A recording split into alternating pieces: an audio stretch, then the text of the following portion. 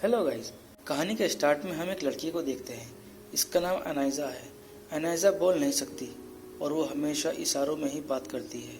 उसकी गर्दन पर एक निशान है जो उसके साथ हुए किसी एक हादसे को दर्शाता है। असल में उसकी गर्दन को काट कर किसी ने उसका कोई पार्ट्स निकाल लिया था, जिसकी वजह से वो बोल नहीं पाती। अलाइजा का कोई भी फैमिली मेंबर नहीं है और वो इस दुनिया में बिल्कुल अकेली है। अलाइजा के पड़ोस में एक आदमी रहता है जिसका नाम जॉन है। वो अलाइजा को एक फैमिली मेंबर की तरह मानता है। जॉन एक पेंटर एक्सपर्ट है, जबकि अलाइजा एक लैब में क्लीनिंग का काम करती है। इसके साथ एक दूसरी क्लीनर भी है जिसका नाम एमा है। इन दोनों में अच्छी दोस्ती है। दूसरे लोग उसे बिल्कुल भी पसंद नहीं करते हैं और उसे बेवकूफ़ मानते हैं, इसलिए अलाइजा भी किसी से ज़्यादा बात नहीं करती है। एक दिन जब अलाइजा ड्यूटी पर थी, तब वहाँ एक ऑफिसर आकर अनाउंस करता है कि वहाँ एक टीम आ रही है और वो अपने साथ एक कीमती चीज़ भी ला रही है। वो चीज़ बहुत ही ज़्यादा अनमोल है जो आज तक इस लैब में नहीं आई। थोड़ी देर में वो टीम वहाँ पहुँच जाती है और उनके साथ एक बहुत बड़ा वाटर टैंक भी था।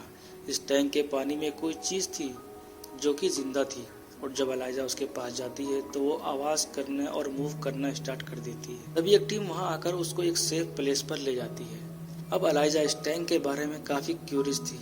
अब अगले दिन जब अलाइजा सफाई कर रही होती है, तब उसे उसी रूम से आवाज़ आ रही होती है जहाँ पर उस टैंक को रखा गया था। फिर वो लोग देखते हैं कि उसी रूम से एक आदमी बाहर आ रहा है जो कि एक कर्नल था, और कर्नल बहुत ही खुदगर्ज इंसान है। उसके अलावा वो उस पूरे प्रोजेक्ट का लीडर भी है। वो देखते हैं कि कर्नल के हाथ से बहुत ज़्यादा ब्लीडिंग हो रही है, और इतनी ज़्यादा ब्लीडिंग होने की वजह से कर्नल कमज़ोर होने लगता है और वो गिर जाता है। तभी वहाँ एक टीम आती है जो कर्नल को अपने साथ ले जाती है। इसके बाद अलाइजा और एमा को रूम की क्लीनिंग का कहा जाता है। वो दोनों जब वहाँ सफाई कर रहे होते हैं, तब उन्हें वहाँ दो कटी हुई उंगलियाँ मिलती हैं। वो उंगलियाँ कर्नल की ही थी, से शायद उसी चीज़ ने काटा होगा जो वहाँ पर थी।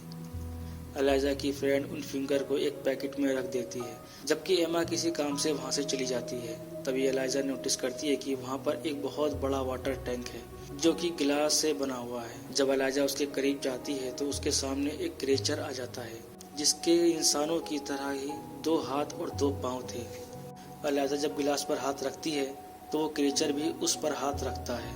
तभी वहाँ एमा और एक आदमी आ जाते हैं और वो क्रिएचर उन्हें देखकर चला जाता है, लेकिन अलाइजा उस क्रिएचर को देख चुकी थी। इसलिए अगले दिन अलाइजा लंच टाइम पर उसी जगह जाती है।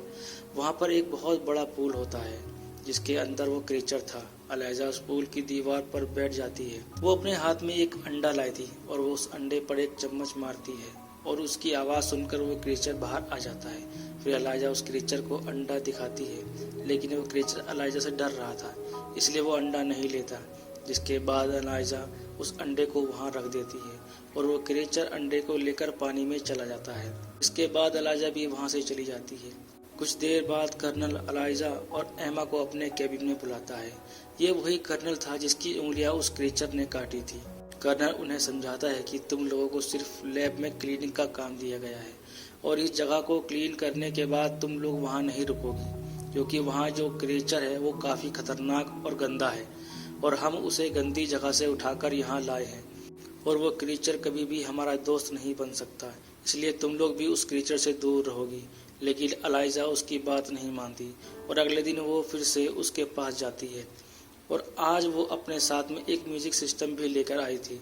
अब अलाइजा म्यूजिक प्ले कर देती है और साथ ही वो उस अंडे को वहाँ पर रख देती है। इसके बाद वो अपना लंच करने लगती है।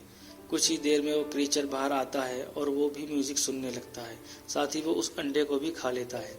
वो दोनों इशारों में बात करते हैं और वक्त के साथ साथ ये सिलसिला बढ़ता जाता है और वो दोनों दोस्त बन जाते हैं। अलाइजा उसकी फ्रेंडशिप से बहुत ज़्यादा खुश थी, क्योंकि वो इस दुनिया में बिल्कुल अकेली थी और दो लोगों के अलावा उसका इस दुनिया में कोई भी नहीं था, एक उसका पड़ोसी जॉन और दूसरी एमा।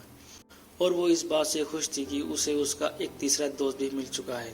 और अलाइजा को इस बात से बिल्कुल भी फर्क नहीं पड़ता था कि उसका ये नया दोस्त एक क्रिएचर है, बल्कि अलाइजा को अपना दोस्त बनाकर काफ़ी खुश थी। वो डेली लंच में उसके पास जाती और काफ़ी अच्छा टाइम स्पेंड करती थी और इशारों में दोनों ही एक दूसरे से बात करते थे। लेकिन एक दिन एक डॉक्टर जो कि उसी क्रिएचर पर रिसर्च कर रहा था, वो अलाइजा और उस क्रिएचर को साथ देख लेता है। वो देखते हैं कि वो क्रिएचर अलाइजा के साथ काफ़ी फ्रेंडली है, मगर वो अलाइजा से इस बारे में कोई भी बात नहीं करते हैं कि उन्होंने इन दोनों को एक साथ देख लिया है। असल में ये डॉक्टर एक साइंटिस्ट भी थे जो अमेरिका के लिए इस क्रीचर पर रिसर्च कर रहे थे, लेकिन हकीकत में ये जर्मनी के लिए काम करते थे और ये एक जासूस थे, क्योंकि अमेरिका और रूस के बीच क्लॉड वार चल रहा था। इसलिए दोनों कंट्रीज एक दूसरे पर नजर रख रही थी। डॉक्टर भी उस क्रीचर की इंफॉर्मेशन खुफिया तौर पर रशिया को दे रहे थे। अगले दिन अलाइजा फिर से उस क्रीचर से मिलने जाती है और वो देखती है कि उस क्रीचर की पूरी बॉडी जंजीर में जकड़ी हुई है और उसको ऐसी हालत में देखकर एलाइजा को बहुत बहुत तरस आता है, क्योंकि उसकी बॉडी से खून भी निकल रहा था। तभी उसे आहट होती है कि कोई वहां पर आ रहा है और वो जल्दी से छुप जाती है और थोड़ी देर बाद ही कर्नल वहां आता है। कर्नल उस क्रीचर को बहुत बुरी तरह से ट्रीट करता है। इसके पास एक आयरन रॉड था जिससे वो उस क्रीचर को शॉक देता है। तभी वहां जनरल आते हैं और वह कहते हैं कि मैंने तो सोचा था कि ये कोई छोटा सा क्रीचर होगा, लेकिन इसका साइज तो काफी बड़ा है। कर्नल कहता है कि अमेज़न के लोग तो इसे अपना गॉड मानते हैं, इसके लिए पानी में फ्रूट फेंकते हैं, फूल फेंकते हैं और न जाने क्या क्या करते हैं। कर्नल कहता है कि हमें इस क्रीचर को मारना होगा, इसको मारे बिना हम इस पर रिसर्च नहीं कर सकते। तभी डॉक्टर कहता है कि ये जख्मी है और अजीब बात तो ये है कि ये 2 जगह से सांस ले सकता है, इसलिए हमें इसे नहीं मारना चाहिए बल्कि इस पर रिसर्च करनी चाहिए। लेकिन कर्नल डॉक्टर की बात नहीं सुनता, लेकिन डॉक्टर उन्हें समझाने की कोशिश करता है कि ये बेहोश हो चुका है और अगर इसे जल्दी पानी में नहीं डाला गया तो ये मर जाएगा। इसके बाद डॉक्टर जनरल से कहता है कि आप उस क्रीचर को नहीं मार सकते। इसके बाद जनरल कहता है कि इसकी अथॉरिटी तुम्हारे पास नहीं है, मेरे पास है, इसलिए तुम मुझे मत बताओ कि मुझे क्या करना है, बल्कि तुम अपना काम करो और इस क्रीचर को चीर कर पता लगाओ ताकि हम भी जान सके आखिर ये है क्या चीज़। लेकिन डॉक्टर ऐसा नहीं चाहते थे। वो उस क्रीचर को मारना नहीं चाहते थे क्योंकि वो क्रीचर बेजुबान है। हालांकि वो डॉक्टर एक जासूस है, लेकिन यहाँ हमें समझ आता है कि डॉक्टर में भी इंसानियत मौजूद है। उन्हें इस क्रीचर पर तरस आ रहा था। वो नहीं चाहते थे कि ये मारा जाए। ये सारी बातें एलाइजा भी सुन रही थी और वो भी उसकी मौत का सुन के बहुत दुखी हो जाती है। एलाइजा घर आकर ये सारी बातें जॉन को बता देती है, क्योंकि वो काफ़ी परेशान थी कि कहीं वो लोग सच में उस क्रीचर को ना मार दें। एलाइजा जॉन को इशारों में समझाने की कोशिश करती है कि वो बिल्कुल मेरी तरह है और वो बेजुबान है, इसलिए मैं उसकी हेल्प करना चाहती हूँ और मेरे अंदर जो भी कमी है वो उसको नहीं देखता और मुझे हर हाल में एक्सेप्ट करता है। इस पर जॉन कहता है कि मुझे इस बात का अफसोस है कि हम उसे नहीं बचा सकते, क्योंकि वो क्रीचर जिनके पास है वो लोग काफ़ी खतरनाक और पावरफुल हैं और उनके सामने हम एक आम इंसान हैं। और ये कहकर जॉन वहाँ से चला जाता है। एलाइजा बहुत दुखी थी और जॉन भी, क्योंकि उसने अपना दोस्त मानकर उसे मदद मांगी थी। इसलिए जॉन वापस आता है और कहता है कि इस क्रीचर को बचाने में मैं तुम्हारी मदद करूँगा और तुम जैसा चाहोगी मैं वैसा ही करूँगा। ये सुनकर एलाइजा बहुत खुश हो जाती है। उसके बाद वो ये प्लान करना स्टार्ट करते हैं कि कैसे उस क्रीचर को बचाएंगे और अगले दिन ही एलाइजा उस क्रीचर के रूम वाले कैमरास को ऊपर की तरफ कर देती है ताकि इस क्रीचर को ले जाते वक्त कोई भी उन्हें पहचान न पाए। इसके बाद वो एक कार्ट में बहुत सारे कपड़े रख देती है और फिर कार्ट को लेकर उसी क्रीचर के पास जाती है, लेकिन वो क्रीचर तो चेन से बंधा हुआ था और उसे खोलने में काफ़ी मुश्किल थी। तभी वहाँ वो डॉक्टर आता है और एलाइजा उन्हें देखकर डर जाती है, लेकिन डॉक्टर तो खुद चाहते थे कि वो क्रीचर जिंदा रहे, इसीलिए वो ताले की चाबी एलाइजा को दे देते हैं और एलाइजा उसका ताला खोल देती है। ये क्रीचर काफ़ी इंटेलिजेंट था और वो इमोशन को भी महसूस कर सकता था। एलाइजा उस क्रीचर को कार्ट में छुपा देती है और एक टनल के जरिए निकलने जाती है। एलाइजा वहाँ से जा ही रही होती है, तभी वहाँ एमा भी आ जाती है। वो समझ जाती है कि एलाइजा क्या कर रही है, इसलिए वो कार्ट के आगे खड़ी हो जाती है और वो एलाइजा से कहती है कि तुम ऐसा नहीं कर पाओगी। तब एलाइजा उसे समझाती है कि अगर हमने इसे यहाँ छोड़ दिया तो ये लोग इसे मार देंगे और एमा भी ये सुनकर उसका साथ देने को तैयार हो जाती है और वो आगे बढ़ने लगते हैं। इसी दौरान जॉन अंदर आने की कोशिश कर रहा होता है, लेकिन गार्ड्स उसे रोक लेते हैं। गार्ड्स को लग रहा था कि उसका कार्ड फेक है, लेकिन डॉक्टर यहाँ भी उसकी हेल्प करने आ जाते हैं और उस गार्ड को बेहोश कर देते हैं और फिर वो उस क्रीचर को वहाँ से निकालने में कामयाब हो जाते हैं। लेकिन यहाँ कर्नल को शक हो जाता है कि गेट पर कुछ न कुछ तो हो रहा है, लेकिन जब तक वो गेट पर आता तब तक वो सब लोग वहाँ से जा चुके थे। एलाइजा उसको घर लेकर आती है और पानी में रख देती है, क्योंकि उसकी ज़िंदगी पानी है और वो पानी के बिना जिंदा नहीं रह सकता। एलाइजा उस क्रीचर के साथ बहुत खुश थी और वो डिसाइड करती है कि वो उस क्रीचर को 10 तारीख को समुद्र में छोड़ देगी और अगले दिन वो काम पर चली जाती है ताकि किसी को ये पता न चल सके कि उस क्रिएचर को एलाइजा ने भगाया है। वहीं जॉन घर पर उस क्रिएचर के साथ होता है और उस पर नज़र रख रहा होता है। लेकिन एक टाइम पर जॉन की आंख लग जाती है और वो क्रिएचर बाथ टब से उठकर बाहर निकल आता है। वो क्रिएचर जॉन की बिल्ली को मारकर खा रहा होता है और जॉन उसे ऐसा करते हुए देख लेता है। जॉन उसे ऐसा करने से मना करता है, लेकिन वो वहाँ से भाग जाता है और जॉन को भी जख्मी कर देता है। और जब एलाइजा घर आती है तो वो देखती है कि वो क्रिएचर वहाँ से भाग गया है। जॉन कहता है कि वो क्रिएचर डर गया था, इसलिए वहाँ से भाग गया है। इसमें उसकी गलती नहीं है, जाओ उसे ढूंढ कर लाओ। अब एलाइजा जाती है और उसे कहीं से भी ढूंढ कर लाती है, क्योंकि उस क्रिएचर के अंदर भी फीलिंग थी, इसलिए वो घर आकर बहुत बुरा फील कर रहा होता है। फिर वो जॉन के सर पर हाथ रखता है और जॉन से कहता है कि वो भी उसके सर पर हाथ रखे।